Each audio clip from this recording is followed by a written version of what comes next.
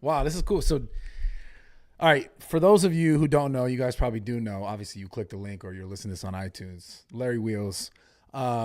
We met years ago. Back in 17, is it? Yeah, 2017. Okay. It's honestly a really cool story, I think. I think we have a cool story. Most definitely. We did some work together early on. I remember you, man. You were like, after me, you were one of you were coming up, and I remember looking, I was like, damn, this guy's like easily one of the strongest people that I've ever seen, like on the internet and like doing cool shit. I found you. I don't know, reached out to you, and you were still in New York, right? That's right. That's right. Why don't you tell the story? I don't want to tell it. Sure. Yeah, you should tell it. First off, thanks for having me here. Dude, you're more than welcome. Very happy to have you here. Hell yeah. And so I don't remember the conversation that led to me being there for the grand opening, but much like you, I wing it, I go with the flow, I take opportunity, I see it. And opportunity came knocking with you. Like, oh, definitely, I'm going to be out there. No questions asked. Yeah. And the timing couldn't be more perfect because I don't remember if I had a competition shortly after the gym opening or not, or maybe I was fresh off a competition. But for some reason, I was super strong at the time. Insane. Meaning that either shortly before, like within a couple of weeks after, I had a powerlifting competition. So I was peak strength, and I just remember the atmosphere in that gym of the day. Yeah. You know, it was electric, right? And it was shoulder to shoulder. You know, this is pre-COVID. So yeah, this was a beautiful time. Also in the fitness industry, this was a beautiful golden time, man. It really feels like you're looking back. Yes. And I remember around that same time, this was my first time at LA Fit Expo, and that same shoulder to shoulder pack like sardines environment is what you created at your gym opening. And that couldn't have been a better time for me to attend a PR. And that's exactly what I did. I remember I benched like 600 plus. Yeah. It was nuts. And the crowd went wild. And, you know, nowadays, you know, most of my workouts aren't as exciting, you know. Different now. It's different, you know. And it's exciting, I mean, like those days where not only am I hitting a PR, doing a person best, whatever, but also having that kind of support all around me, creating the atmosphere, right? That triggers my adrenaline, and it creates like these really powerful memories. Yeah. And that's definitely one of them. Yeah. That was a beautiful time, man. Yeah. The grand opening, that shit was different, dude. Hell yeah. There was a lot of wild different stuff going on. No doors got kicked down, but it was still wild. Yeah. Thankfully, no doors got kicked. They get kicked down in this one, man. But, yeah, you've done some crazy things over the years. You've obviously like in crazy strength gains, physique gains. You've done it all. You've done like the powerlifting stuff to the craziest degree, done the bodybuilding stuff, and then you started doing the strongman stuff, and then you got fucking injured. Yeah, and it sucked that it was my best arm too. Like my left bicep was my best. It was a better bicep. It had to be that one. It had If to be I got that injured, one. it's gonna be my left too. My left is my good one. So definitely don't do Atlas stones. It's not worth it. It's just not Ever? worth it. Just don't even bother. So I guess in your mind, like you're doing all this, you're coming up. Because how old are you right now? I'm 28. 28. Fuck, time flew The by. same bro. age when I met you. You were the same age when I met you. So crazy. Holy shit, time flies, man. Fuck, I was 28 when I opened the gym. Man, that's insane. So you've done all these amazing things. What I guess before you kind of got started in the fitness space, what did you think you were going to do? Like when you started getting on social media, were you like right off the bat, like, I want to do this fitness stuff. I want to do body. I knew, like, did you have any sort of direction, like where you wanted to go? So I was rolling with the punches, and I didn't have a clue where I was going to end up, but I did know where I wanted to go. And I knew that when I was 19 or so, and I had this big hair, needed a haircut. That's when I met my powerlifting coach, John Gaglione, who I still to this day give the most respect to, because no one is more passionate about powerlifting than him. And he saw a ton of potential in me, and he guided me to become the great powerlifter that I was. What was the name of that gym? His gym? No, I don't know if it's his gym, but there was a gym on the East Coast you'd always train at before you started moving around. So there was two gyms. One was his gym, Gaglione Strength. The other was Mount Vernon Barbell, green. That's what I'm thinking of. Exactly. Fantastic powerlifting gym. Yeah. They had some bodybuilding equipment in there too. So it was a good overall gym. And my coach, he saw my potential, harnessed it, steered me in the right direction. And from the time I met him to 2 years later, I got my first all-time world record, right? And then within 2 years after that, 22, 23 years old, I got a couple more. So all this was under his guidance. But from age 19, right, when I was looking at my future, I didn't have a clue what I was going to do. All I knew is that I wanted to be the best powerlifter that I could be. And my coach helped me monetize it, right? He said he saw the opportunity not only, as an athlete, as a powerlifter, but also a business opportunity. I started selling training programs, and that helped me quit my job, which at the time was the Equinox personal trainer, and doing security gigs on the weekend, to being a full-time powerlifter. And to me, that was the kind of dedication, that kind of commitment that I needed to really make it to the top of the sport, where I didn't have to worry about money, right? I can no longer have to worry about a 9 to 5 and obligations like that, or really anything or anyone but myself and my goals. So you're able to really laser focus. That's right. And that's exactly what I did. Had tunnel vision. I was able to stay at home all day, preserve as much power as possible, just eat, shit, sleep, and train. That was literally my life for like 4 years. And you didn't, because I know you, even on a personal level, you didn't go out. You probably didn't do much of that at all. Well, I did. So I had a friend between age 16 and 18 or so who was a veteran. He just came out of the military. He did his time, and he introduced me to the idea of powerlifting.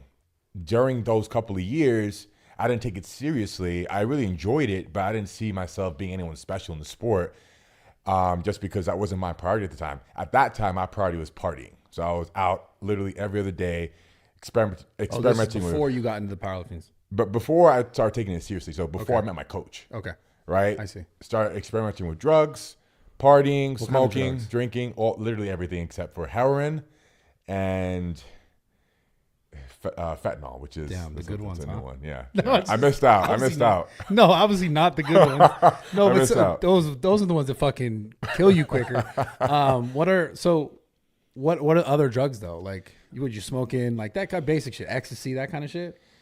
Like you were just tell us, bro. Unless you don't want to tell everyone right now? Okay. So unless you don't want to. No, I'm happy to tell you. Okay, Look, I'm an open book. Yeah. And it's behind me now. This is 10 years ago, even longer. So I started experimenting with drugs when I was 16, and it was the influence of my best friend at the time. So this best friend for me was, at the time, definitely not a good one, but a role model and a father figure. So I'd look up to him. He was like 24, 25, so much older than me, and in my eyes at the time, he had everything going for himself. So I'd do whatever he was doing, right? I was just modeling my life off of what he was doing, right? Because I thought he was cool. He had it all together. So I was doing the same shit he was doing. So he was getting high. He was getting fucked up. And I thought that was cool. So I was doing the same shit. So I've done, and I'll start with the small ones, Yeah. It's all coming back to me. I'm just buying myself time to get, okay, so smoked weed, done cocaine, done crystal meth. I've done crack. Wow. Yep. I've been down the rabbit hole. Wow. But while I can sit here today and look back, and I got to experience all of these drugs and the state of mind I was in, that Special K, like it's all more coming back to me now. That's why it was easier to name off the ones that I didn't use. I see. That's damn, yeah. Listen, I went down the rabbit hole, and when I made a post just yesterday about how the gym saved my life, because do you understand? Like, I saw when you were skinny. Exactly. Yeah. Still kind of muscular though. I've got great genetics. Yeah. And that spells it right there. I had great genetics, but I was working out. I was super active, ride my bike every day for hours. So anyways. But that's when you were a crackhead. Literally. shortly before. Sorry. I'm fucking with you. No, okay, so I like this. So when were you like, fuck all this? When you found your coach and you started taking it serious?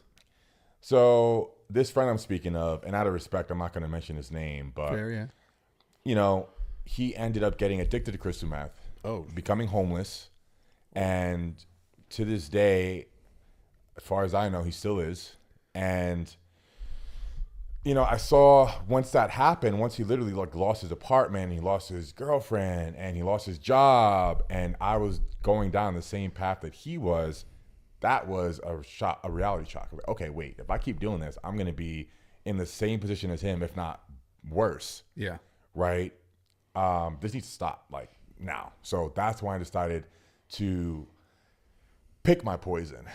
And my poison I chose over party drugs was steroids. Yeah. Right. I ask you about it. Exactly. So when I was 17, going on 18, I made a cold turkey decision to quit going out, right? Quit partying. And funny enough, like 16, 17, you're not even legally old enough to go out, but he was working in security, so he got me in most places. Yeah. And anyways, I made that decision to go cold turkey and stop doing drugs, stop ruining my life, but it's almost a blessing in disguise that this happened so much earlier in my life than maybe for some others, right? And I saw that where I was going was where he was going, so I made that decision, went on steroids, and that's when I started taking powerlifting seriously. Now, I didn't know how far I can get until I met my coach, but I would slowly but surely start comparing myself to other greats in the sport of powerlifting, like Pete Rubich, Chris Hickson, Eric Lillibridge, for example. They were my idols in the sport. Yeah.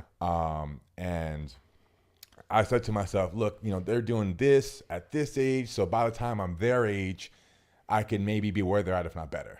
So I saw potential in myself, but I didn't know how to really get there. I was close, but I didn't know how to get there, if not surpass it. So that's when I met my coach, and he figured the rest out. This is something I find really interesting about like the world today, specifically and related to like fitness and like strength feats or like bodybuilding.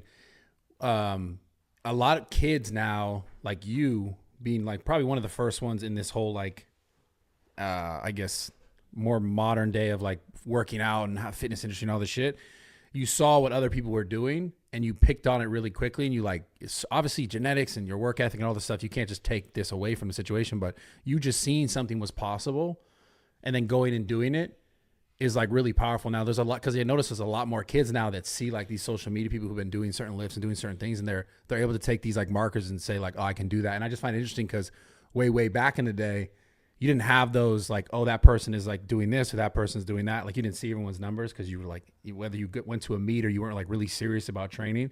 I just think it's interesting how there's so much more out there now that kids can really benefit from as far as social media and like people to watch or people to like kind of model what they're doing after, like what they're doing with their lives, because you became one of those people, obviously for a lot of people, I would say in the strength community, obviously the fitness community. And it's a cool thing to see, like you literally saw that and like Pete Rubbish and all these people who were doing it. And you were like, dude, I want to do this if I put this effort in. And I just think it's a beautiful thing, man. So it's cool what you're doing. You're like, it's kind of just continuing on and kind of giving back more and more. I think it's dope. That's right. That's right. Most definitely, man. So as you started to kind of like, I want to go back to your story about the drug thing. Like, it wasn't just like one day you were sitting and looking at like two different options and you were like steroids, crack. That wasn't like that, right? It wasn't just like it wasn't like press a button. Like, how did the actual transition go? Because you weren't just standing there being like, I'm going to hit crack one more time or I'm going to take testosterone, right? Exactly. Like what was the real transition? Was it like, you're like, okay, I'm stopping this. And you're like, okay, I want to stop this because you don't want to be like that guy, obviously, like you said. You don't want to go down that path. And then how soon after were you like steroids, or who introduced you to them? So that same person introduced me to them. Oh, well, he was doing everything. Wow. This guy is a machine. Holy shit. He was doing everything. Surprised that guy's alive. Crystal meth. Yeah, he's a machine. And wow. Yeah. That's tough. It just goes to show like what the human body can handle. So you weren't already taking drugs. You weren't already taking steroids. And then you're like, oh, I'm going to stop this. You were just like, oh, this is also something I can do. That's right. Exactly. And the idea of it always was appealing because he was on steroids and he was super strong. He was huge. I wanted to be big. I wanted to be strong, right? And being that I was already on these drugs that are no doubt worse than steroids, of course. Right? I saw it as, you know what? Look, this is where I started discovering these powerlifters, as I mentioned earlier, Pete Rubich, et cetera. Got you. I started realizing, you know what? I could get where they're at, in just a few short years. But not partying like I am right now. Yeah. You know, and I saw what it was doing to my best friend. So it was an ultimatum. You know, it was an ultimatum. You know, I decided, look, if I'm going to do steroids, I'm going to stop doing this. It wasn't like I'm going to do steroids and I'm going to do this. Because even at that age, I wasn't a complete idiot. I knew like my heart's going to be in a major compromise. Yeah. Doing X, Y, and Z, partying, drinking, drugs, and steroids. And it's just like ridiculous. This is at a time too, I was taking 6 times scoops of pre-workout. Like I was just addicted to stimulants. You know, Holy fuck. I was taking everything to 11. You know, everything to 11. And and yeah, so I chose my poison. I picked my poison. Yeah. You know, That's smart, man. Is it? Yeah, you picked the right poison, dude. You picked the right poison. I mean, look, I mean, listen, I'm not saying like one's better than the other, but at the same time, like you made a clear decision to try to at least get better for sure. Because like, actually, you know what? Fuck that. One is better than the other. I'm just gonna call it what it is. It's a much better option than the former. I think like even now it's becoming, you know, I don't want to say it's not becoming more okay, but it is a lot more talked about, like steroids and all the stuff in general. It's a lot more discussed. There's a lot more resources out there, which is a good thing. Did you have anyone help you with that kind of stuff when you were learning about it? Or was it just like, was it your coach, or was it just like, you're just going to fucking wing it? Cause I was always curious, and I know a lot of people, I don't know if you've talked specifics about this stuff, but like the amount of shit you would take to perform at that level. Oh yeah. So I actually was really lucky, and I had the best possible source of information for taking steroids. And that was Google search. Oh, that's the best possible. That's the best possible way to learn about steroids. Super safe, and everything you need to know. Just Google search. How much should I take of Trenbolone? Google search it. Okay, you should take this much because this person on T Nation said I should take. So that's how you took this it. much. That's exactly how. Okay. I took it. By the way, guys, he's being sarcastic. That's not the best way to do this. I just want to make sure everyone understands that. When did you realize? Like, at one point, were you ever like, I'm doing too much? No, because I would look, first off, and this is definitely not a smart way to go about it, but this is how I went about it. Got it. I'd go on various forums such as T Nation, bodybuilding.com, wherever there was information, and I said bodybuilding.com, but this, I don't remember exactly what the websites were. This is a long time ago.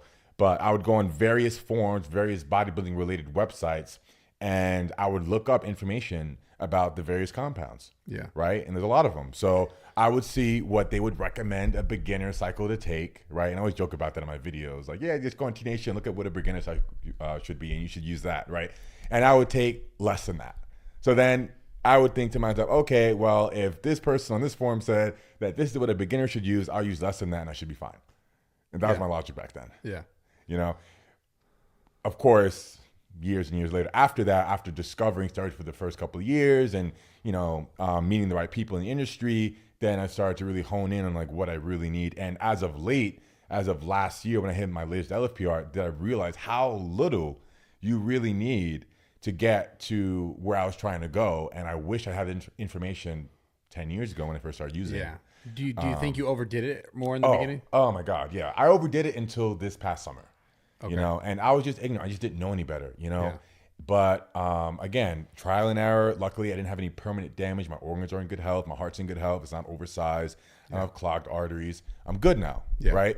But like for people watching, you know, because this is a sensitive topic, for people watching that are currently using, right, they may not be as lucky as me. Some people have hereditary diseases or conditions, and they don't even know of it, right? Yeah. And maybe they feel fine, but one day they have a heart attack. Yeah. We just speaking with my coach today, Ryan Benson, and he had a heart attack a year ago. You met him. He told you the story. We were talking about it. Yeah, and you know, he was feeling lightheaded, and when he'd go into tie shoes, he'd get lightheaded, and that was really it. No major side effects. He went to the doctor saying, you know, he had some chest pains going down his arm, and they looked at him. He looks healthy, and they said, you're fine. You work out. You know, a couple days later, there's a heart attack, right? So there's no like major signs of a heart attack. Yeah. And you know, I think people like Dallas passing and Sean Roden, like the bodybuilders in the last few years have scared a lot of us into really being smart. Well, not smart, being smarter and being more cautious with using. And as of this past summer did I realize like how little, not only how little, but not so much how little time you need using it. Whereas, for example, back then I would do Tren for as long as 12 weeks straight. Yeah, fuck. 12 weeks straight, right? Thinking that's okay. Because that was the norm. When I'd ask my gym bro friends, they would go 12 weeks, no problem. Did you feel pressure like to continue stuff like that because of social media?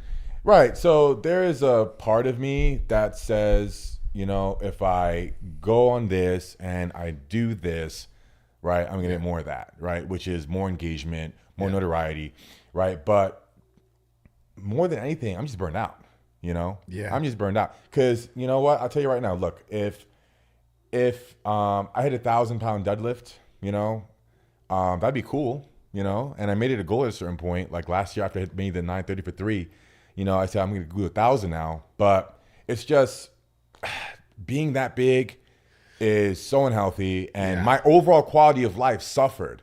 Yeah. Right. And in the gym, you feel like Hercules, but outside of the gym, right? Walking, sleeping, fucking, you know, trying to do any activity besides working out, right? And even working out, I find easier now than then because my conditioning, my cardiovascular has improved so much. Yeah. Right. So my overall quality of life has improved so much. So when I think about going back to how I was when I was super strong, when I was on full blast, there's nothing about it that appeals to me, you know, and it's just not worth the compromise to my health, you know, like the quality of life suffers so much. And when you're doing it for so long as I was, I'm doing it for 10 years now, so I'm 17, right? Yeah, you started early. You know, I'm doing it for a long time.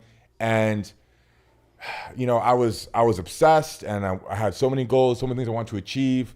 And, you know, after doing it for so long, yeah, you do get burned out. But more than anything, you know, I'm engaged. My health really is a serious concern. I am scared. You know, I do not want to be another statistic, another young bodybuilder dropping dead, which is very likely if I kept doing what I was doing. Yeah. You know, and it's like, what is the reward? What is the incentive? What am I going to get over doing another PR? And to PR, that's what I have to do.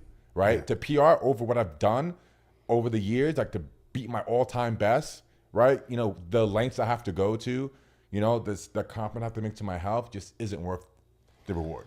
Yeah, I get it. Well, then a really important question to ask is, would you do it all over again or would you do it differently? I would do it over again, yeah, but differently. You'd do it differently? Yeah, and that's when... but if you couldn't do it differently, would you do it all over again? Oh, of course. Okay. 100%. I like that. 100%. Yeah. Well, because... So I think there is some luck. There's definitely a lot of luck involved. God, there's so much luck involved. There's a lot of luck involved. Oh my God. There's a lot of having the right genetics, right people in my corner. Yeah. You know, those two things being really important. But I don't want to talk too much about like how little you really need, because I discovered that this past summer. Yeah. And you know, that really was just so enlightening, and just like I kick myself all the time wishing I knew, like, oh shit, just 3 days of Tren, right? And I got 10 to 15% stronger. You know, it was just ridiculous. But that's in unison with like being on probably TRT or testosterone at the same time, and then it kind of coming up, and then you getting a benefit from it. And then at the end of a 12-week testosterone cycle, added in the 3 days of Tren. So, but again, before that, I thought I needed 12 weeks. So 12 weeks of Tren for those that haven't used Tren. And then when I think I spoke about it when I first did a talk with you when we first met at the old zoo. Yeah, I spoke about Tren a little bit, but it's terrible. It is the worst. So, okay, now that we have it all out the open, I've done a lot of recreational drugs, right? I've done a lot of partying, and Tren affected my mental health the worst. That specific compound. Specifically Tren. Yeah. I've done crystal meth, crack, all this, coke, special K, all the above. And Tren, I find, affected my mental health the worst. In what way? You're just like, you're angry, you're like anxious, you're what? Irritable, angry, anxious, night sweats, horrible acne. You know, like I got the most side effects from Tren than all these drugs that I just mentioned that I was using back then. Well, they are affecting your hormones, you know, dominantly. Not that all the drugs don't like mess with them, but Tren obviously to that degree to like increase the hormones to those levels is gonna like fuck with your mood drastically. No doubt, you know, nightmares every single night, waking up in the middle of the night, you know, because you just had a horrible nightmare. You know, you're covered in sweat because you got the Tren sweats.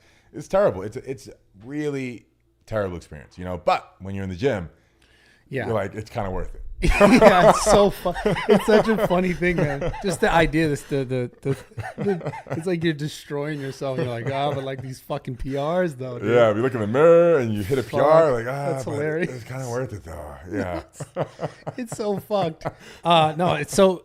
I mean, obviously, if we're going to talk about this, we definitely got to discuss with people listening that how important it is to get your blood work done, check yourself. Like if you're ever even considering, or if you're on whatever. Like I can't sit here and say don't do this, don't do that, but I can definitely say take care of yourself. And I think the thing that a lot of people fail to realize is that it is a very serious thing. And it, like you said, there's a lot of people who drop dead from this, and they're not aware of maybe what's happening before it's too late. And I just think if anyone's listening, you've ever considered, or you are, get your blood work done as regularly as possible and see what's going on inside your body. That is hands down one of the most important things you could do to know what's happening. Absolutely. Don't play guessing games. Yeah. Right. Know for sure. Yeah.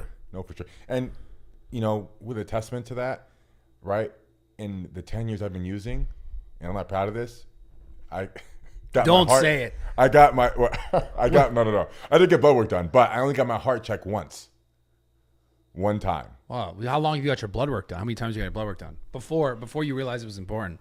Or like once a year. Once a year. Yeah. Even from the beginning? From the beginning, once a year. No, now, like at the last 5 years or so, it would be every quarter. Okay. Yeah. So every Before 3 you were months or just so. like, fuck it, send it. I was like, you know what? I don't like the needle going in my arm here, so I don't want to do it. That's funny. Just for the needle up here.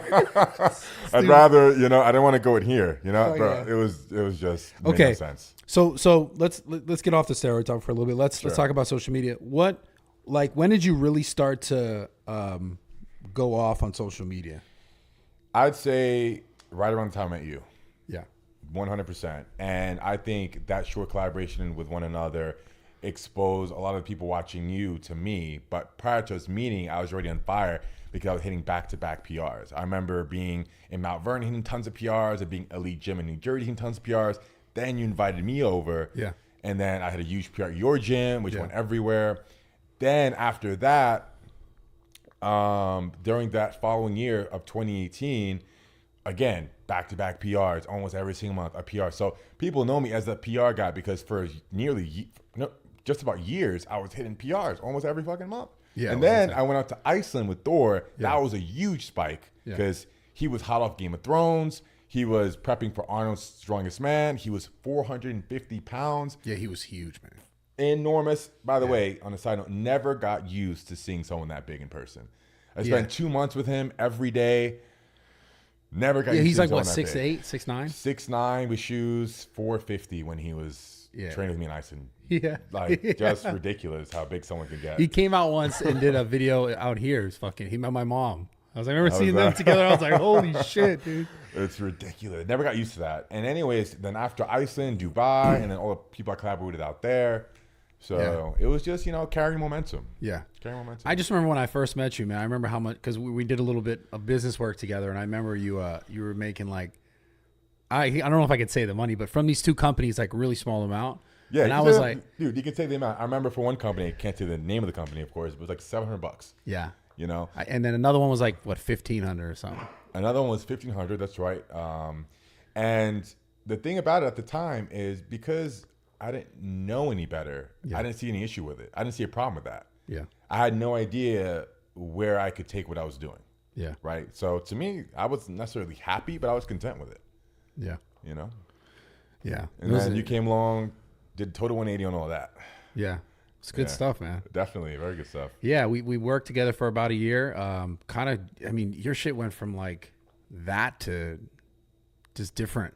It was different fast. It was overnight. Yeah. Yeah. It was overnight, but this is just a testament to being in the right circle, meeting the right people. Yeah. Right. And you saw opportunity in me and vice versa. It was mutually beneficial for the both of us. And, couldn't be more grateful, number one. Yeah, and, of course. I've always saw myself growing up as a kid, teenager, young adult, as an introvert.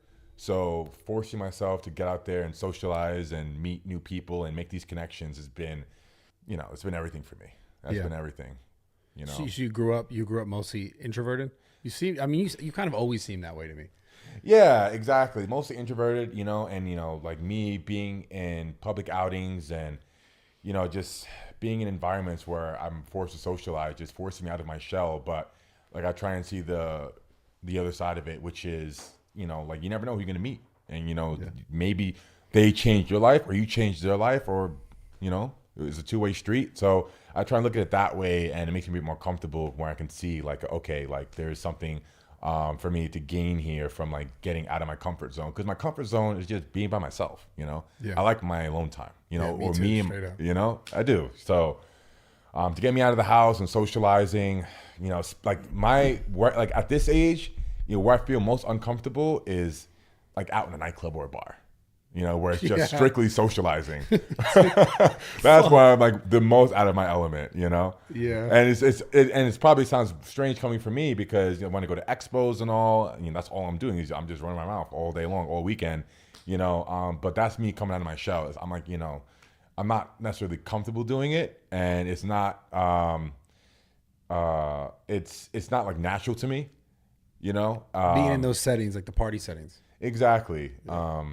So now, like with practice, I've gotten used to being not an extrovert, but just being more comfortable in social settings. And, but as a result, I've gained so much of it, and I've met so many people that influenced my life in so many super positive ways, and have created so many opportunities. So it's just absolutely necessary. It's just, you have no choice. You have to get out there. You have to make friends. You have to meet people. And you don't know who you're talking to, you never know who you're talking to, especially with what we're doing. But even if you're not an influencer, YouTuber, or have any relation to social media, right, you just don't know who you're going to meet, Yeah. So obviously, I know you grew up without a father. Who are some of like the I guess the biggest figures in your life that have come, I guess, in your life so far that have helped you see the most change, would you say?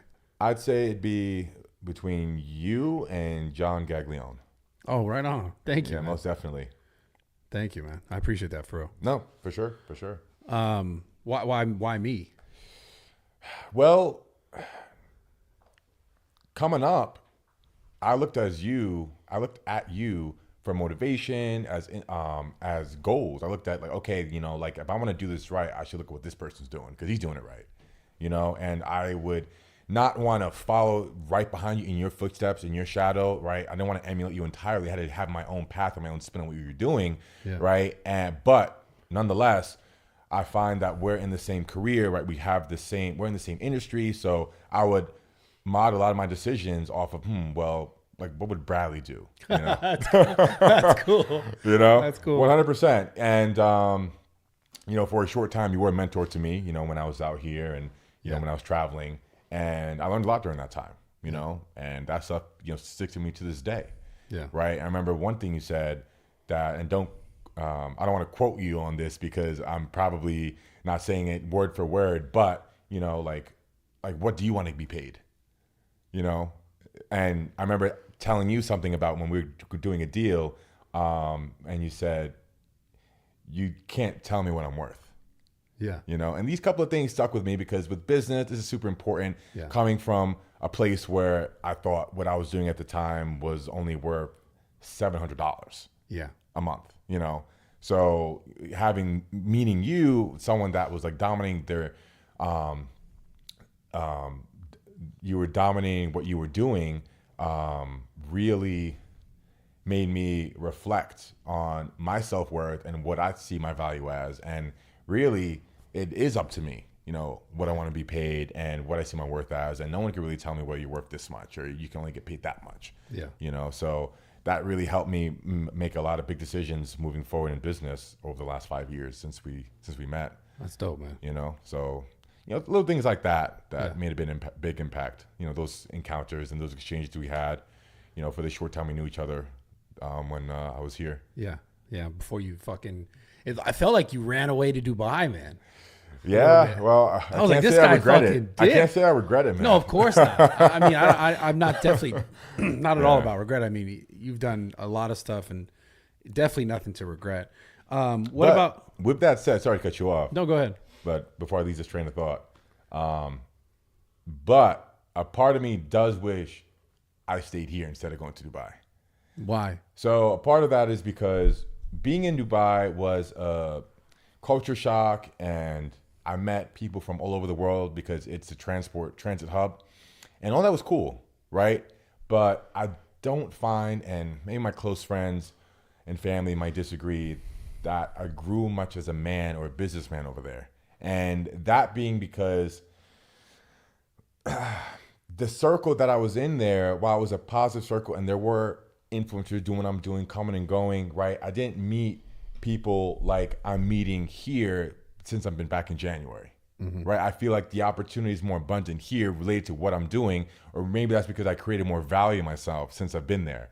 It's right? both. It's a bit of both. It's both. It's a bit of both. But, you know, over there were opportunities, right? But very few of them actually came to light. And that's probably natural, but it also sounds like LA though too. You know, yeah, Like- you know, but I think you could really say about just about any opportunity in any city, right? You know what it is? I think my expectations of Dubai were a lot more than what I got in the end, and I think there's something wrong with that. I think that I should have just appreciated the experience for what it was, and you know, not everything's all about making money. And I did go out there, and I did learn a lot about. Did travel the world, you know, and that's an experience that people I'm meeting here that are older, that are, you know, arguably wiser, that are further ahead financially than I have, that haven't left the U.S., you know, and I can say, okay, well, I've been here, there, and I experienced very different cultures. So maybe, yeah, I wasn't going out there and creating the empire like I thought I would, right? I still got to experience a different side of life that really just wasn't revolving around money, which for some thinking, well, you were in Dubai, what do you mean? Like, it's so materialistic there, and it's all about like what car you drive and how big is your house and what's your net worth. But the people there that I was dealing with were genuinely, you know, down to earth, and I made some like lifelong friends there. Yeah. You know, I'm still in touch with them today.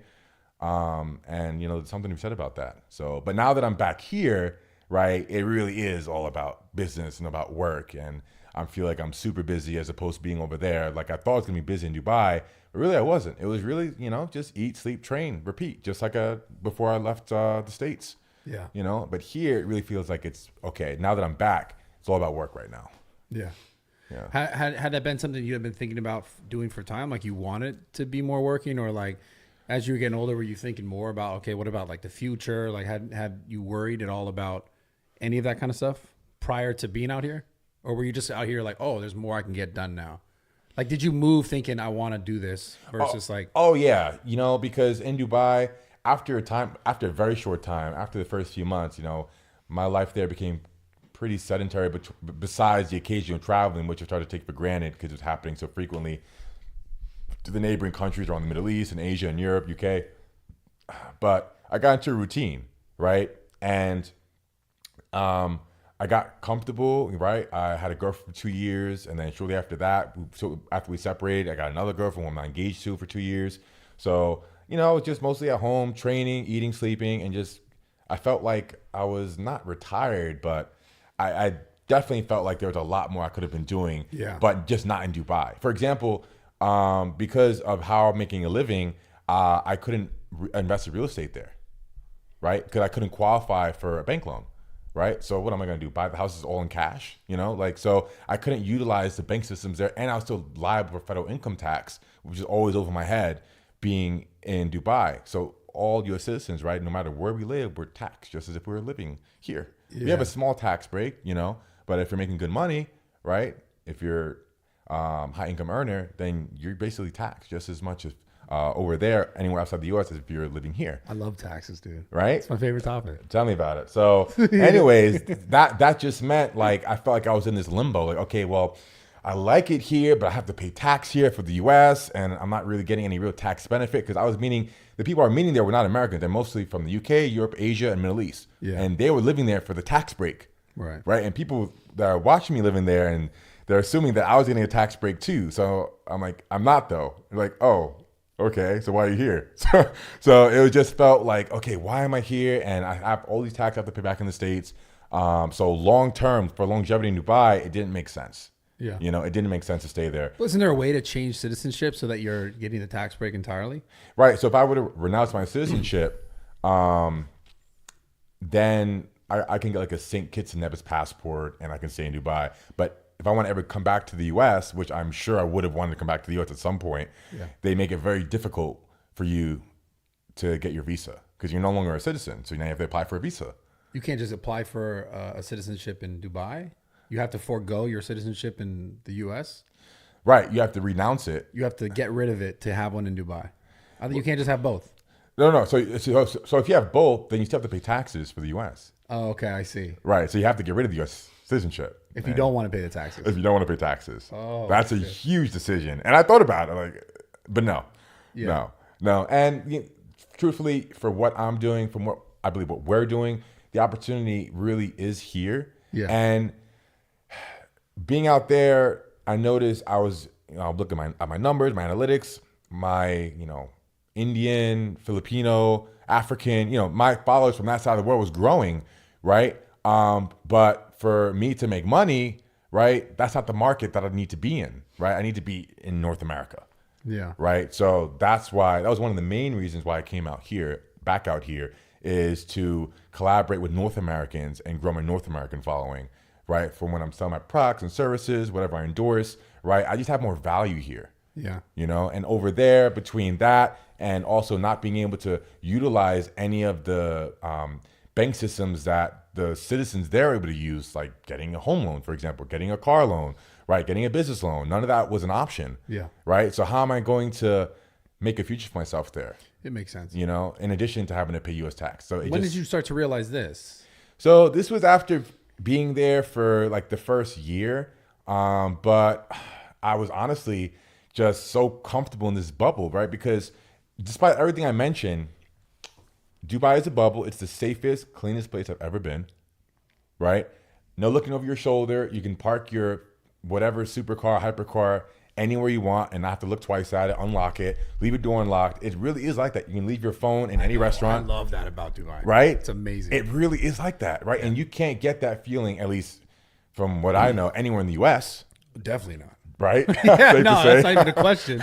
You're definitely not getting that. So that feeling is very powerful. Like just that feeling of like serenity, safety, security. Yeah. I had that there, So that was a powerful feeling that kept me there for so long. I'm like, well, if I go back to the U.S., like I'm kind of a pussy now. I've been in Dubai for so long. Like I can't handle being in the U.S. You're fucking soft now. I'm soft now, bro. You're gonna fucking forget to lock your car and shit. Exactly. Got double check my locks on the door at the house. Like it's different. So that was over my head too. So I was like, if I go back to the States, like I have to, go back to reality. But I felt just so safe and secure in Dubai that it took a lot for me to just leave that behind, despite, the tax situation and not being able to, use the banks there for things I want to use for here, for example, that was enough to keep me there for as long as it did. So you're happy to be back? Oh, most definitely. What plans do you have now that has anything changed as far as like what you want to do on social, what you're trying to do in your life? Like obviously you've made the move, looks like away from like, going crazy, with the gear stuff. So you're obviously not gonna hit the 1,000-pound deadlift. Not anytime soon. I'm never going to say never, though. I'm never going to say never. Okay. In 5 years' time, I'm still going to be young. Yeah, right? Yeah. And hopefully with kids, I got the kids out of the way, right? Ah, dude, I want kids. Exactly. Business will be settled by then. Things will be where I want it. And then maybe I can, go back to, at that time, would be my old ways. And my old ways. Exactly. And finish the unsettled business. Because I did put that out there in the world. But that would really just be for me. There's no real reward for doing that. I still feel a little bit of that myself, man. I'm like, fuck. You're still young, but you don't have kids yet. So no, I know. I need fucking kids, dude. You got 3 kids in the house right now, but I could have a whole fucking football team here, man. So you met your girl in Dubai? Yeah, she's Serbian, very nurturing. From Serbia? That's right. Okay. And why I engage, and I'll briefly talk about that now. She's probably going to be watching this and I'm curious about it. But why I engaged, right? And what I have with my fiance now is something that I thought you only see on Netflix, because there's nurturing, right? There's no toxicity. There's no raising her voice. There's no yelling matches. There's no jealousy. There's no, let me see your phone. Let me see this. Who are we with this time? What Netflix show are you talking about? Because I feel like there's nothing on Netflix like that. Yeah, I'm like, what the fuck are you saying? You talking about like a rom-com or something? 'Cause I'm thinking like these other dating shows where that's all it is. Right. So you're talking about like a romantic comedy or something. Or just a romance. Oh, look, that was a terrible reference. Let's just forget I said that. Okay. No, I was just trying to. That was funny though. So, okay, she's great. She sounds great. Yeah, but it didn't take long for me to figure out that, a woman provided me with all this, right? Every time she cooks for me, which is every single time, every meal of the day. Wow. Serve with a smile. Still today. Still to this day. Oh, wow. Serve with a smile. Like, here you go, daddy, with a big smile. Oh, my God. It's just like too good to be true, right? What? Where's Serbia on the map? Someone pull that up. Yeah. But this is how she was raised. She was raised Muslim, and she was raised to take care of her man. But she appreciates it. She enjoys it. She looks forward to that, And wow. Shit, sure, I'll take it. And anyways, it didn't take long for me to figure out, like, this is the one. Like, after the first 6 months of us living together, did I realize, wow, like, it can't get any better than this. It really can't. Like, if I were to leave this person and try and find something better, I really would be an idiot. There's just nothing better. You don't think social media makes it difficult? You know what? There is temptation, not just in social media, but at your gym, Oh, shit. You got that damn gym, bro. Yeah, it's fucked. You got Butt City in there, bro. I was in there the other day, like, what's going on in here? It's beautiful. It's a higher female to male ratio in your gym. That's crazy. That's crazy. No, man, you got to focus, dude. You got to be like blinders on. But you're that kind of guy. You are that kind of guy. I am, and you're very respectful. You've never appeared at all like, sleazy or nothing. You've always been a solid guy, like straightforward. Listen. Obviously, you made mistakes. We all make mistakes. I've made mistakes. Oh, no doubt. Men are scumbags. We're all scumbags. But on that topic, yeah. Which topic? The gym and the butt, or the not about Butt City. It's about. Not being sleazy. So yeah. I have that in me. I think we all have that in us, right? We definitely have it in us. So I put an obstacle in front of me, right? Where I posted my fiance.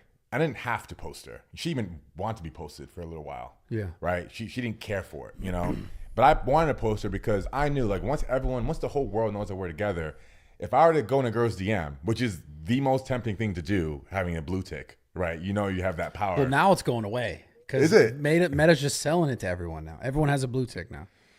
They said that they just recently said, we'll continue on the story, but they just recently said that Meta sold 44 million blue ticks in like 16 hours or some shit, and they made $666 million in like 16 hours selling these blue ticks. Well, I don't blame them then. And it's a monthly fee. Yo, can you guys imagine that shit? Wow, unbelievable. It was like a fucking $1 billion a month in revenue from people wanting the check mark. But then at some point, the check mark's not. You're going to be looking at people who don't have check marks. You're going to look for the people who don't have a check mark. That is so true. But anyway, sorry. Let's get back to this. So you think that you posting like, yo, this is my woman. Basically, we're getting engaged. That like then you trying to slide, the girl will be like, Larry Wheels trying to slide. Look, and the next thing you know, you're fucked. That's right. 100%. Wow, it's pretty fucking smart, dude. Because look, if it's not the girl, it's gonna be the boyfriend if she has a boyfriend, or it's gonna be a friend of the girlfriend, or a guy friend. Someone's gonna snitch, right? Even if they're not a heel, they just might be bored. Someone's gonna say something, and it's just not gonna. It's gonna get right back to her straight away, and then she's gonna be like, "You think I don't know?" And then you know what happens next. So by posting her, right, it just eliminated any opportunity that I could think for a second was there, because I know, like, if I were to message any girl, like, it's very likely that my girl's gonna know, because word's gonna get back to her. It's gonna get back to her. You know what's crazy? I know it's like, I feel like I've heard this from girls that when guys post that they have girls, the girls hit the guys up more. So like, I don't know if you're playing this like rope-a-dope shit. I don't know, but like I've literally spoken to girls who are like, yeah, like they'll hit up dudes more when they know they have a girl. And I'm not saying this is right or wrong. I'm just saying maybe because they think that like maybe the guy's more safe because he has a girl. I don't know, like more safe, like or that could be me in their eyes or something. I don't know what the concept is or the reason is, but ladies, if you could fucking comment, let me know. But I think from what I've heard that like, so I guess my question is to this: do you get hit up more now since you have a girl, or less now from girls? Because obviously we know you get hit from guys. I know Right. I get hit up from guys. That's the the fitness industry. That's the world we live in. No doubt. But from girls, you get hit up more that you said you had a girl or less. In my And now if your experience- girl's watching this, like, no, I'm just curious. In my experience, I need to choose my words next very carefully. Yeah, I'm not trying to set you up, by the way. It's just, look, listen, I know Larry What to did I be, do to Bradley? What the fuck? no, I know you to be a very respectful person. You are in person, even Yeah. not on the internet, not even on social, very, very respectful guy. So, I'm not trying to set you up. I swear I'm not the feds. I know the comments are already going crazy right now, but I'm just, because I'm not saying you're answering them. I'm just saying, like, have you seen it if it's got more or less?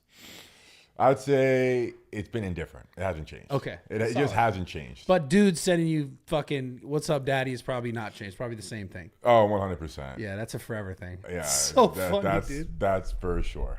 Yeah. Dude, that shit's so funny. Yeah, especially the more I dive into bodybuilding, the more of that I'm gonna get. Yeah, they're like, flex for me, do a posing show. Yeah, rear glute spread. What about when you're arm wrestling? Were you like, was arm wrestling? Did that, not necessarily in this whole dating stuff, going to a different topic, but did that get you like a much different audience? Right. So arm wrestling, genuinely, I didn't even do it for the views. I did it at first because I got beat by a girl. That holy fuck. I Who got is this beat. chick? You know what? Who is this chick? Listen, so Bro, we need to beat her up. Right? That's insane. Tell me about it. I Wait, know. Get the mob how on much her. does she weigh? So she wasn't, what you might. So if you envision a girl that can beat Larry with arm wrestling, you might be envisioning like a fucking She-Hulk, right? Yeah. She wasn't. I'm thinking. So was like- how much did she weigh? She was like 5'7", like 160 tops. What the fuck, bro? Arm wrestling. So How much did you weigh when you arm wrestled her? I was fresh off of a strongman competition, so I was huge. Bro, what the fuck? I know. But I know, listen, I know you're going to talk about next, but I know arm Right. wrestling is all technique. All technique. Right? Well, it's not just that. Well, then how the fuck did she win? She was stronger. But let me tell you where. She was stronger in the muscles that matter in arm wrestling. Only arm wrestlers train these muscles. For example, pronation, wrist rise, wrist flexion, containment So strength. where'd she beat you? She beat you at the wrist? Where'd she beat you? All the above. Because from here to here, right, besides crushing strength, I didn't develop any of that strength that matters in arm wrestling. That coupled with no technique awareness just spelled the recipe for this girl's going to beat you in arm wrestling. So you could just grab her hand real tight, but she just rocks you. That's right. She just turned me palm up, got me on my bicep, which is a very vulnerable position in arm wrestling. You never want to be palm up, and the rest was history. You got to like give it up almost. Yeah, exactly. Damn, you couldn't even like muscle her in? I couldn't. Whoa, so She was quick, she got on my, I was just like, what just happened? She had to have been doing it for time though. Oh yeah, she's good. She's good at what she does, but let's not forget, she's a 5'7" or 6", Yeah. 150, 60 pound girl, right? And Dude. she beat me at arguably one of my biggest and strongest forms. Not my final form, but up there. And so then you were like, wait a sec, what the fuck is this arm wrestling shit? So then you were like, Oh yeah.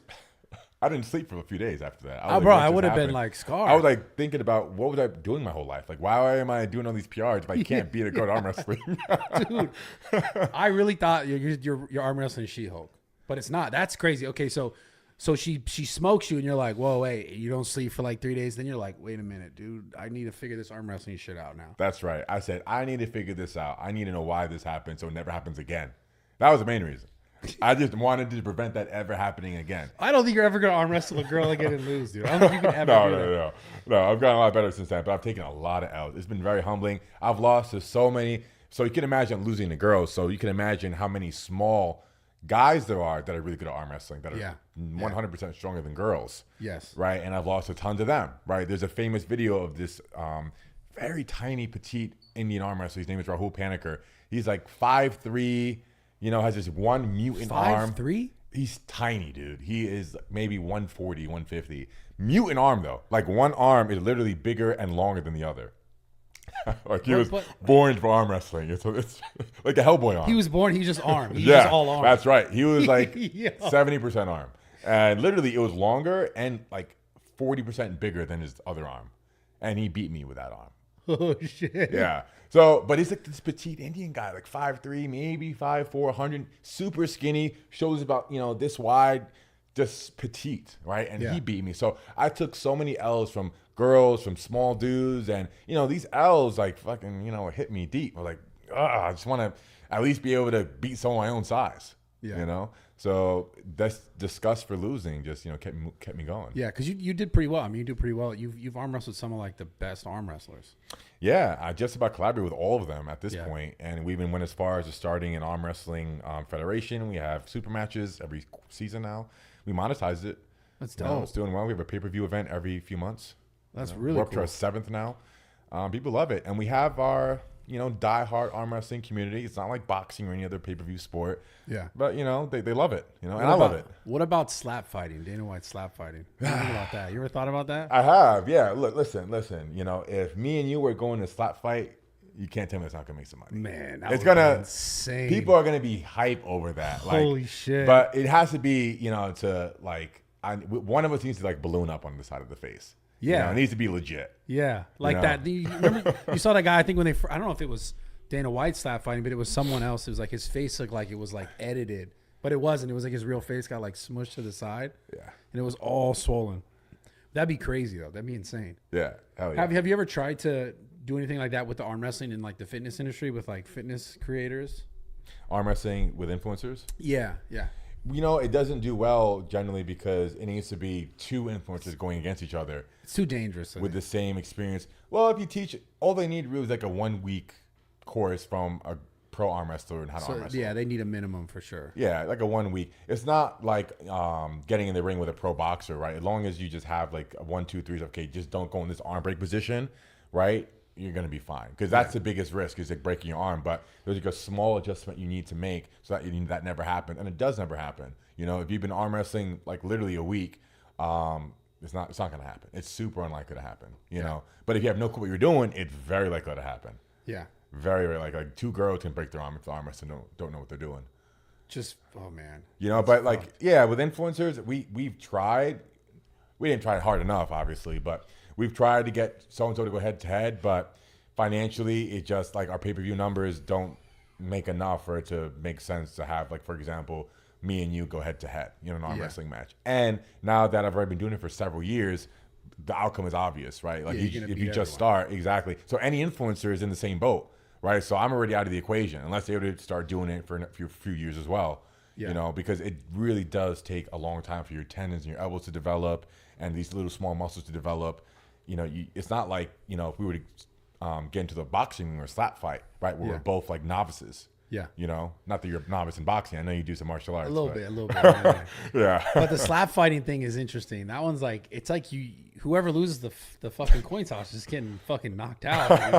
I feel like that's how it goes. I've already planned my escape. So not my escape, but I'll just inject local anesthesia in that side of my face and won't feel a thing. Just, bro, but it can still knock you out though. You might not feel it. That's At least I'm not going to feel it, though. If it whacks your jaw though, it's like, that's such a crazy thing, man. They just stand there and they flip a coin who goes and then it's honestly insane to me. It's ridiculous. Why is it so like it's so hard not to watch? Like I'll see that shit on fucking social and I'm like, I gotta see this. Because it's so quick too. He's gonna get knocked out. And then they try and stand up for why are they holding like a thing? Jacob, do you know why they have the thing? They hold like a thing. Does anyone know why? They get slapped and they have this thing and then like they're trying to, I don't know if they're holding on to it. Like a towel or something? Like a stick? I don't know what it is. I feel like they're holding on to it. Every time I see it, I just feel like someone's holding on to it. Maybe just comment below, let me know what it is. But okay, so besides this stuff, on social or in content in general, have you ever figured out like what you want to do more of, or do you want to like go into something else or check other industries? Like have you figured out what you wanted to continue to do? Like for example, this shit for me, right? The podcast stuff. Yeah. I love this more than fucking pretty much any of the content I've ever made. Not that I didn't enjoy making the content, but this feels so like right to me. It feels so good to me. It feels so seamless. Are there other types of content or other types of businesses or other types of industries you want to like get into as you kind of evolve in this space? 100%. And even though podcasts have been done time and time again now, I feel that's something that's just never going to go. It's always going to be here. And there's always going to be new up and coming podcasts that generally are worth listening to. And something I think that not only you, but myself as well, of all people, that should have been doing is podcasts. I've collaborated every week for the last, I don't know how many years, with someone new in the industry.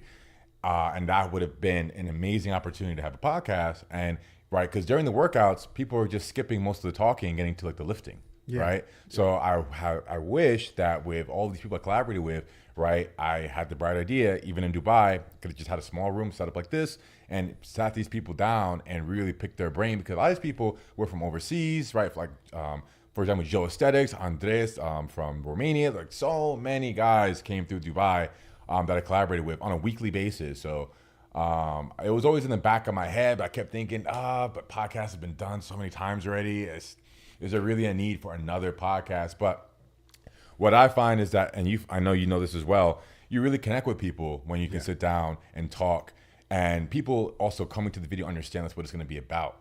And I've always used my videos as a bit of like an interview with the person I'm collaborating with and a workout. But for the most part, you know, the people that are watching are skipping the talking parts and just skipping to the lifting. Because they want to see the training, Exactly, they want to see the training. So I think there's a lot of missed opportunities, you know, but it's not too late. So 100% I would pursue a podcast in the near future. I'm still getting settled down here. I just moved. About to move into the Upland area, into a house. Going to be opening a gym over there with my coach Ryan, and it's like a bodybuilder powerlifter gym. And besides that, I'm working on my merch and making that a priority as I separated my ex-partners who are helping me run it.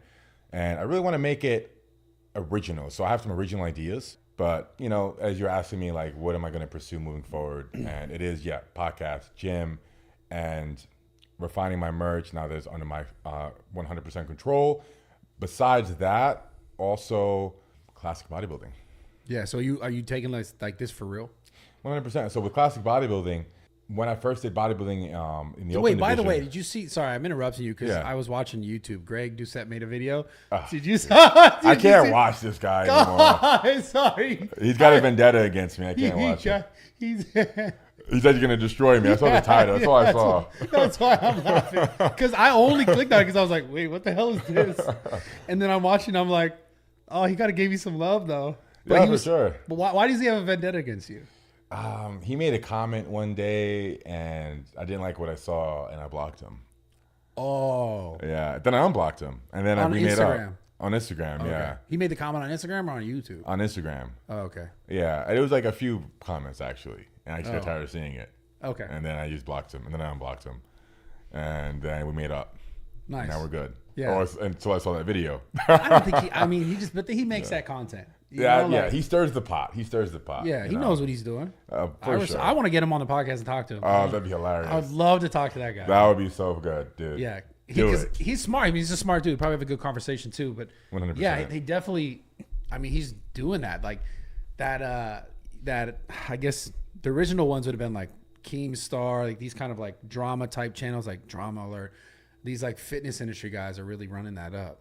Mm-hmm. Like this guy's nattier now. It's like, oh yeah, but people eat up drama, right? They eat up drama. Sadly, man. Yeah, people eat up drama. You know, it's entertaining. God, I have so much to say, and I'm not gonna say it, dude. It's just an interesting industry. This industry specifically, and the way people move in it. I just find it really interesting with the way, like, I don't know, people leverage other people, and you know. It just is what it is. It's part of the game, I guess. Just one of those things. But all right, guys, this podcast is sponsored by BetterHelp. Listen, I've talked about this before. I'm going to continue to talk about this because it is so important.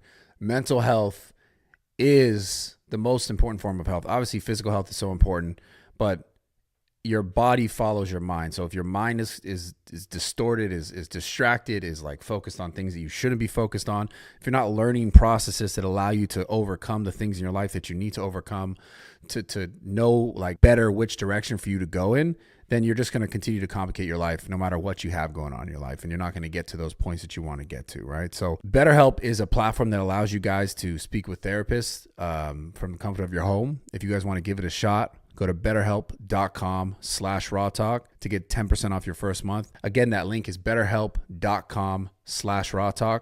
You get 10% off your first month. You guys won't be disappointed. Again, I cannot recommend this enough. Talk therapy, other forms of therapy, but in this case, talk therapy is really helpful because it does always help to get an outside perspective. So give it a shot if you guys need it. Do not be shy. Let's get back into this podcast. Anyways, let's get back to you. So for focusing on the branding stuff, business stuff, the gym, where Upland is like Orange County area kind of, right? No, I'm way off. I might be way off. You know, it's right next to, if not, it is Inland Empire. Got it. Okay. Right. So that's where I'm moving, but the gym is going to be more like San Dimas, Claremont. Okay. And that's because there's no powerlifter or hardcore bodybuilder gym that services that area. Yeah. You know, and the people that live there that want to come here, right? It's an hour and a half drive. Yeah. Right. So it's going to happen once in a while, but like the regular peoples that come in, like, you know, every other day or so. Of course. It's, you know, yeah, it's a long commute. So that gym's going to service that area. And also, I like the quality of life over there. I have some connections over there that live out in OC. So I want to be on that side of town. Yeah. And my coach does have quite a large grasp on the bodybuilding community. You know, he has his street creds. You know, he's paid his dues, and you know, when he's associated with this gym as well as I think it's gonna do just fine. You know, yeah. You know, but more than anything, it's just gonna be a place where I can have all the cool shit that I want to have. Yeah. Right, content backdrop, of course, as well. But powerlifting equipment, bodybuilding equipment, and I'll talk more in my own video about like exactly what's going to be in there. This probably, you know, like the first time actually even speaking about it is here on this podcast. But I'm going to dive more into that like as we get closer to the opening date. But yeah, it's in the works. And besides that, classic bodybuilding, because since 18 and I went on open bodybuilding stage, I was just too small for my height, not competitive whatsoever. But now that, you know, Cbum really took the division to new heights and the division is more popular than ever. And I don't have to be on even more than TRT to be as big as I am right now, meaning I can actually be competitive according to my coach, right? And from what I can see, on just TRT and the absolute bare minimum. So without a major compromise to my health, like open bodybuilding, being a mass monster, or pursuing world records in powerlifting, right? I can shrink down to 230, which is the cutoff for my height, 6'1" on stage, right? And look phenomenal, you know, and have photos and videos, content for months after. I'm gonna do about, I don't know how many photo shoots I can do while I'm dialed in, but I'm gonna do as many as possible and just recycle those photos to the next show. You're stupid. You know, but you know, jokes aside, it is graceful and I do find it aesthetically pleasing. Genuinely, when I see people like Joshua Minogue, he comes to your gym all the time. Yeah, he Josh, got me really guy. into it. His posing, he looks so legit. It looks like art, you know, and that got me more interested in it again. Like the most musculars and the double bicep, like it's cool and all, but that's not the look I'm going for or I ever wanted to go for. But the tiny waist with the, you know, the V taper X frame, like Cbum and the top guys have in the division, that's a desirable physique to me. And I believe I can really achieve that level of physique without a major compromise to my health. Yeah. You know, not to mention that from a content perspective, right, bodybuilding content does do the best. Has it? It has. Even more than strength? So for the industry in general, right, when you're dialed, when you're peeled, not if you're just lean, right, but if you're peeled, like stage ready condition, and you genuinely are competitive in the sport of bodybuilding, you just have so much content that gets created from being in that condition, that level of conditioning.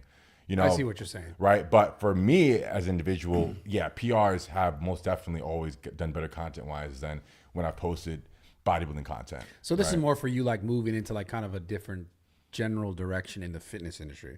100%. Yeah. Because I know what it takes to hit more PRs. It's not going to happen. I'm not willing to go that far anymore for that. But I really believe, and not only do I believe that I can be competitive in classic, but I want to see if I really dedicate myself, as I am now, the last couple months I've been here, the next couple of years to bodybuilding, how my physique can transform. Because training as a powerlifter, right, gave me a very different physique to if I was training all this time, the last 10 years, as a bodybuilder, right? I see what you're saying. Right. So I want to see what that looks like. You know, I'm not saying I'm going to be next Mixer Olympia, but at the very least, I want to get my pro card, win overalls, and see a transformation within myself. I want to just see what that looks like, you know? Yeah. What a couple years of bodybuilding, not worrying about PRs. When I was on stage the last 5 years ago, I was still a powerlifter on stage. I was still obsessed with numbers and, okay, I still got to lift heavy, still got to make this kind of content, still got to be strong. But now that I'm focused really on bodybuilding, I just don't care about putting how many plates, whatever, on the bar. I just want to change my physique now, you know? So it really is not an obsession yet like it was with powerlifting, but the fire's there. Whereas powerlifting, I've been burned out. Yeah. How long you been burnt out powerlifting, would you say? I'd say about 2 to 3 years. So shortly after going to Dubai, about after a year or so there. It was tough. It was tough. It was tough. You know, the fire definitely was not strong like it was back when I was in the States before I left. That fire was most definitely not the same. Do you think it was because you went to Dubai? Or do you think it was because just like you had already kind of gotten decently far in it? Like, what was the main reason, do you think? I think the main reason was that I knew to get further, as I mentioned earlier in the podcast, my health would have needed a serious compromise. So the health stuff was starting. You were like, yo, I really have to look at this. Yeah, it was just getting ridiculous, dude. It was just like, you know. Did you ever have any scares? Any health scares? No. You know, besides anxiety.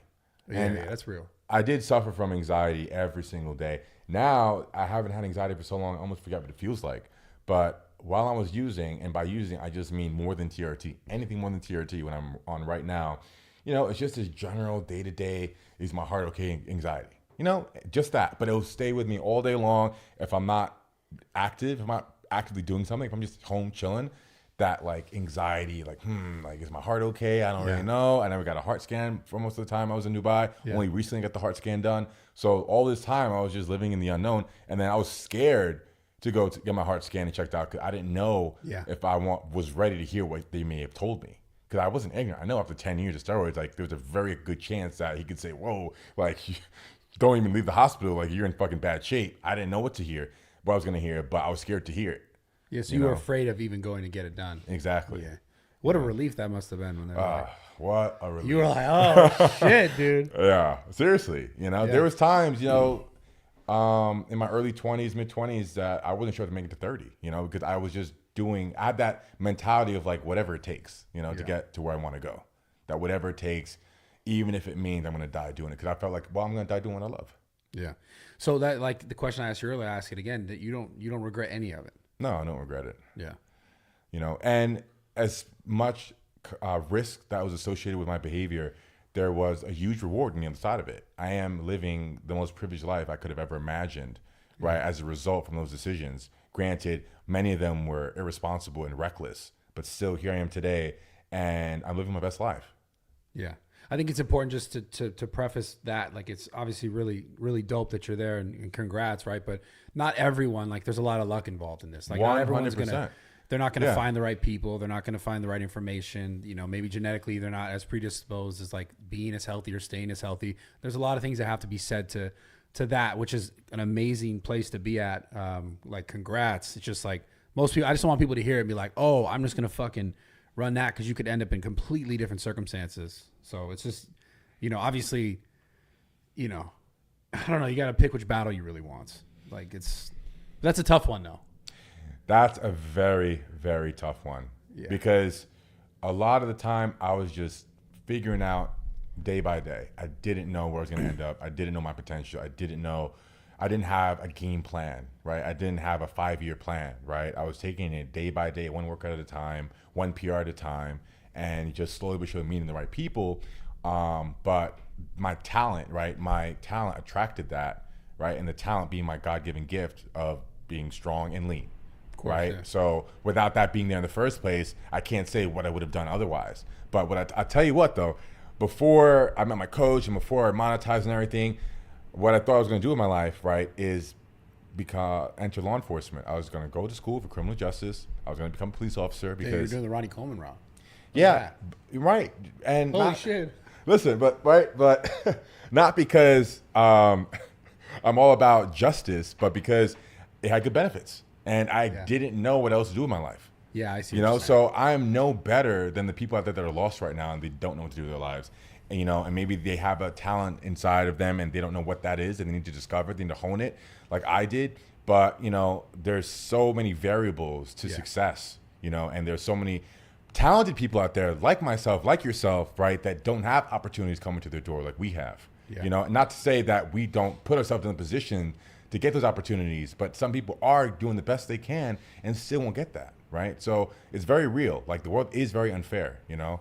And I always try and express gratitude and give back however I can in the industry and with people I meet, and always treat people with respect. You know, I never look down on anyone or talk down on anyone because, right, like, it's because of my gifts, my genetic gifts, you know, that I'm able to get to where I'm at today. Because if someone else had the same gifts as me and the same opportunities, why wouldn't they be where I'm at? Yeah. You know? Yeah.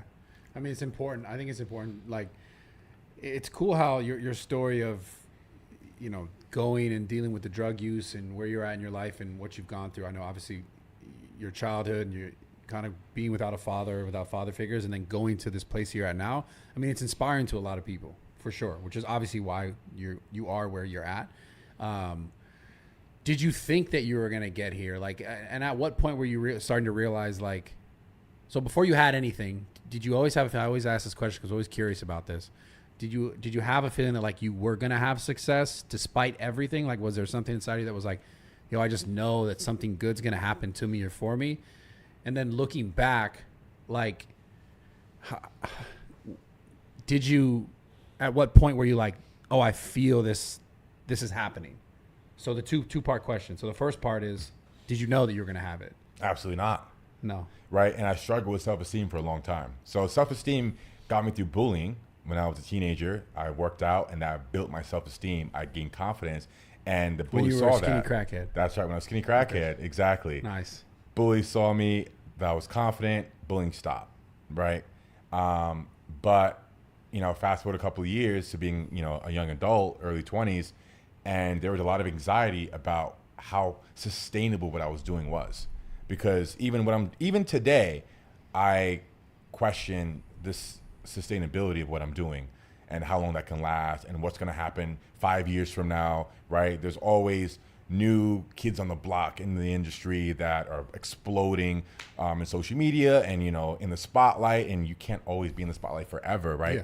Not everyone's always going to care what you're doing, you know, what you're saying. So now I'm in the spotlight and I'm taking the advantage of it the best I can and trying to make good decisions with my money and trying to make this last as long as I can and create a security net for myself. But that anxiety that I had in my early 20s has not gone anywhere. It's still there today because I fear, you know, the sustainability of what I'm doing. And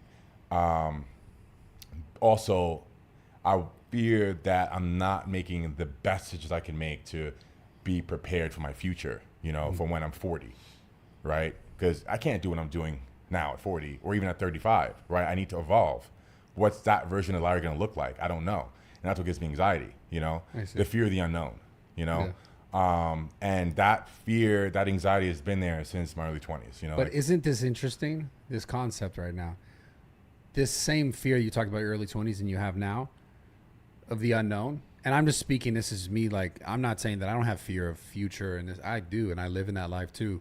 And I live that daily. But I always find it interesting now, just listening to this whole conversation, is that like, at one point though, when you had nothing, you didn't even know like to fear it.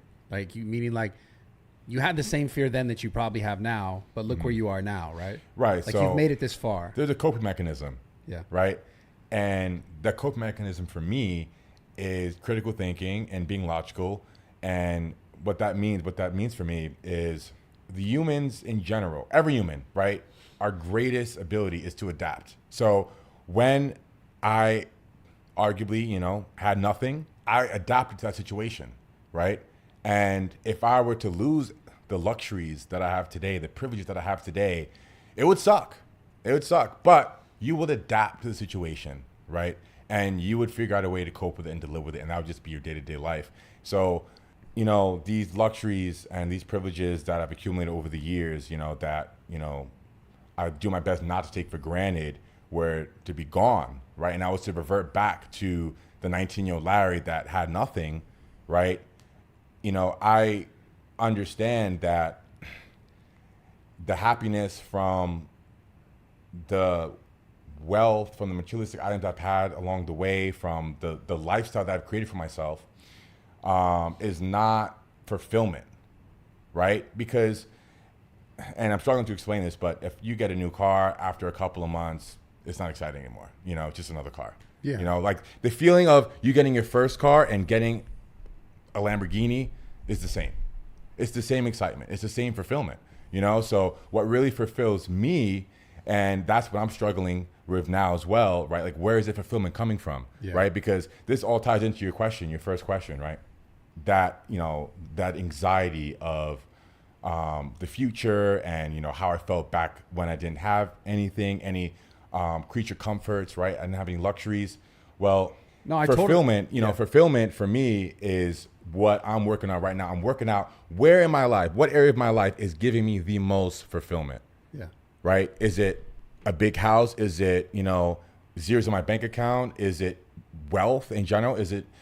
Or is it from challenging myself and overcoming that challenge in whatever way that might be? It's physically, mentally. And when I reflect on that, I realize, you know what? I was happiest when I was hitting PRs because I was overcoming challenges.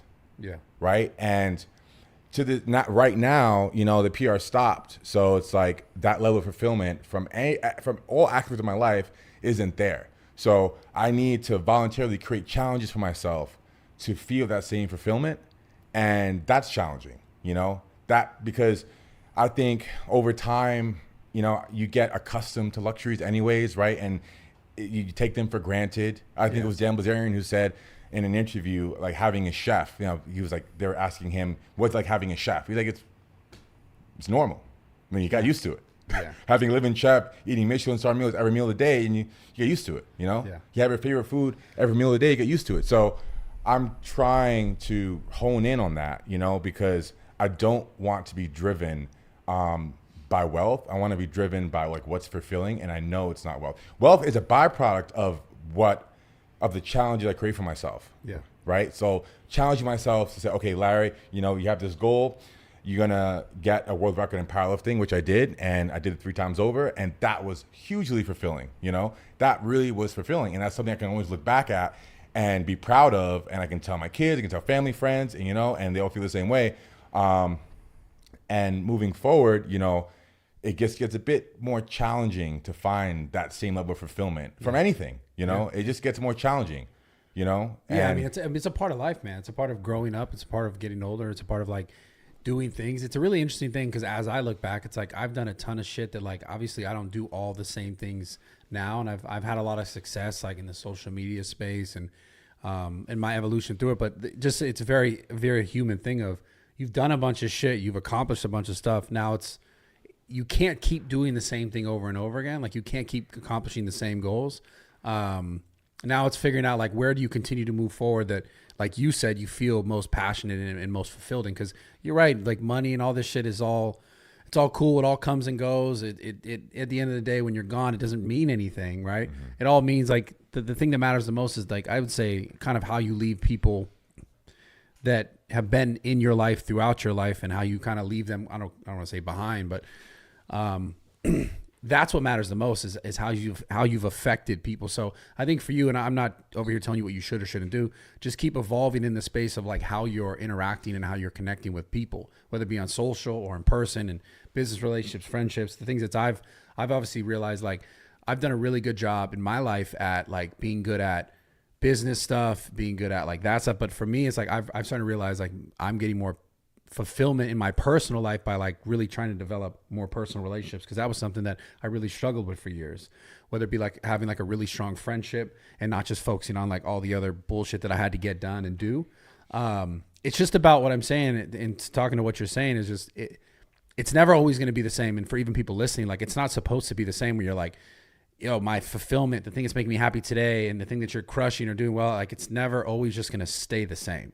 Like, no one has this like upwards shit forever. It's always up and down. It's just a matter of like being able to roll with it and like make moves as you move along and go, okay, now I really find fulfillment doing this, or I really find enjoyment doing that. But I think the thing that you'll kind of never not find fulfillment in is in other people. So learning how to connect with people in different ways. And I think the internet has made like a really great, has become, and it is a really great opportunity for a lot of people to just continue to connect with people. Like obviously this type of platform, this type of space, this type of conversation, but just in general, like keep giving, right? Because you've done so much, you've accumulated so much, but in like giving is really when you continue to receive and feel good and feel fulfilled. Because yeah, man, like all the bullshit, jewelry, money, whatever, it just doesn't mean anything. And you get it, and then you keep getting more, and then it's just a number on a screen, and it's cool. And obviously, like we all want that, and we all chase that. But at the end of the day, it's not the thing that you're gonna be like, wow, when I'm gone, like, or when I'm going, I'm so happy I had more of. You know, you're gonna be happy that you had more conversations, more good moments, good experiences, more learning moments, like you said, more challenges. So now it's just as you're evolving, getting older, it's just figuring out, okay, what are the things now that are really challenging me, that are making me feel fulfilled in those challenges. So I mean, dude, you've been crushing it for a long time. I'm proud of you, for real. Thank you, sir. Thank you. Because I you know, I seen you do the Dubai thing. I seen you continue to grind and continue to go and challenge yourself, and it's inspiring, and I'm genuinely proud of you, man, for real. You're a good dude. You're a solid fucking guy. I just want to say all that. Yeah, dude, you're great, and yeah, that needs to be said. So perfect. Then I think that's a good note to wrap it up, huh? Well, yeah, I wanted to wrap it up, but I also wanted to figure out, like, we don't have audience questions still, Jacob? Because normally at the end of every episode, we'll do audience questions. Oh, sure. So if you guys want to send questions to I know I hadn't done this the last few episodes, but askrawtalk@gmail.com. If you guys want to talk to myself and the guests, we'll answer like 3 at the end. We don't have any. Jacob, do you have any audience questions? Thoughts on kids taking steroids, younger kids taking steroids? Oh, yeah. Because everyone does it now. Right. And yeah. Thoughts on younger kids taking steroids? Oh, great one. Thank you, Jacob. That's a great one. I love the Tren Twins. Yeah. I love the Tren Twins, first off. They're adorable. Yeah, I want to get them on. They're adorable. You're funny. They're adorable. Oh, my God. No disrespect to them. No, of course. You know, yeah, they're great. I fucking love them. But, you know, just the username alone. Yeah. Right? And people in the position of yourself, me, Tren Twins, like, we have the obligation, we have the responsibility to promote a positive message to the youth, to the next generation, right? That's what we're here for now. You know, when we were coming up, we had our mentors that we're looking up to and listening to, and our role models, and now we are setting role models, right? So what we're doing, I believe, should definitely not be copy and pasted for anyone out there. You need to create your own path. Yeah. You know, and when we spoke a lot about steroids today. Yeah. And right, that was my path that got me to where I'm at today. It was a variable that got me to where I'm at today. Yeah. Right. It was one of many variables. It was a massive risk too. Massive risk, 100%. But anyone watching, literally anyone, right? The likelihood that they will be able to make a career out of using steroids, right? And pursuing any sport where they feel they have to use steroids for, strongman, powerlifting, bodybuilding, for example, arm wrestling even. Arm wrestlers at the top are jacked. They're enormous. They're on the top arm wrestler right now. You would die if I told you what he's using on a regular basis. For steroids. Yeah, it's insane. You would fall over. You know, it's ridiculous. So it's a really big part of being at the top of your respective sport, whatever that is. Yeah. And I feel that we have to promote a positive message, but also be real with people watching. And if you're trying to be a pro level bodybuilder, you have to use steroids. If you're trying to be a world record breaking powerlifter, not in the IPF where it's drug tested, but in a non-drug tested organization against other non-drug tested athletes, then you have to use steroids, right? If you want to be at the top of arm wrestling, you want to be number one, you have to use steroids because the competition's using it. But also you have to ask yourself, do I really even have the potential to get there? You know? Do you even have, like, be real with yourself. Do I have the potential to be Mr. Olympia, right? In classic and open? Probably not. You know, if I'm being real with myself, no, I don't. You know, some may argue otherwise, but I think most of us would agree that no matter what I take, right, there are just limits to what you can do. No matter how many steroids you take, there are just your genetic limits that are very real, right? Yeah. And that goes across not just bodybuilding where it's all about aesthetics, but about your match strength potential, if that's arm wrestling or powerlifting or strongman. Like if I It's good. Wrestling match. Let's do it right here.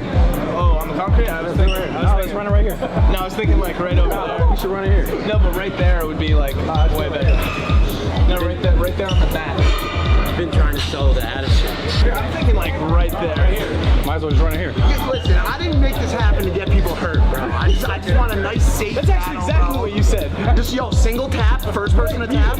I'm the ref, bud, and honestly, you fucking violated a lot of shit with Addison. It's getting fucking, I'm sick of it. There's a perfectly good zoo spot right there, and you get like. Yeah, let's get the logo in it. That's what I'm saying. Let's get the logo in. We should do it here.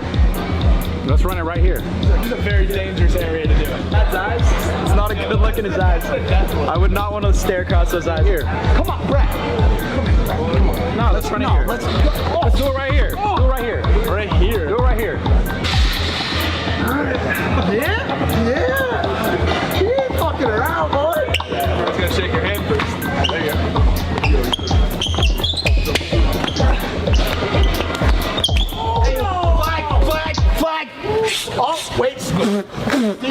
flag. That's a flag. That's a fucking. That's enough. All right, that's it. That's it. Holy fuck. Holy shit.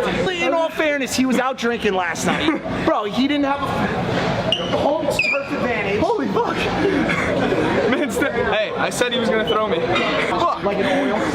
Holy shit. It's gone now, bro. Dude. You're a fucking monster, dude. I feel like I just wrestled a bear. Alright, yo, let's honestly, bro, like you get a whole bunch of like you get a lot of applause from me on that for even fucking walking up to that fucking dude, bro. I knew. Did you know we were coming for this? No.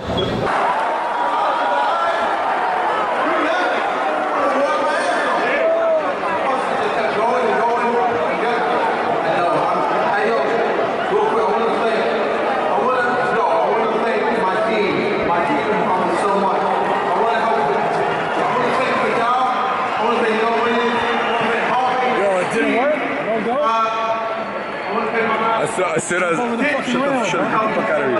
No, as soon as I ran up there, all the security ran up on the radio. Mayweather, the boy has done it, yo. I told you.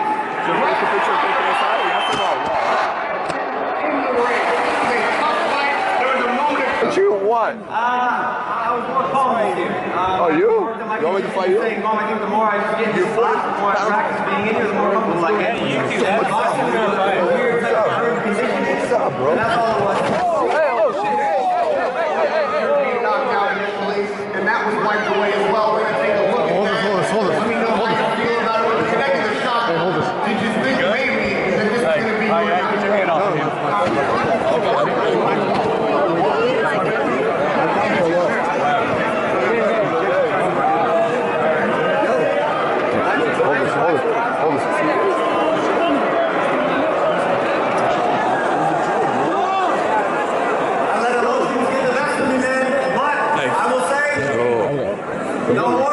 He's my boy.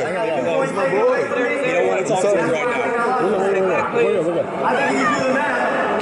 2 points taken away from the back leg. I'm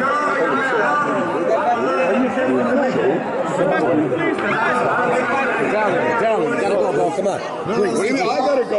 Why? I didn't put my hands over. That's my boy. Chill. I gotta go. Chill. That's my boy. Rules. We're gonna keep it simple because you guys, you know, we are friends at the end of the day, right? First knockdown. So first person to like fall. No accidentals. Like purposely, like by damage. First person to fall. By damage. Any sort of damage. Okay. At all. Anything in the world. Okay. That hits the ground first. We're gonna call that a W for the other person. Why'd you point at him when you said the W?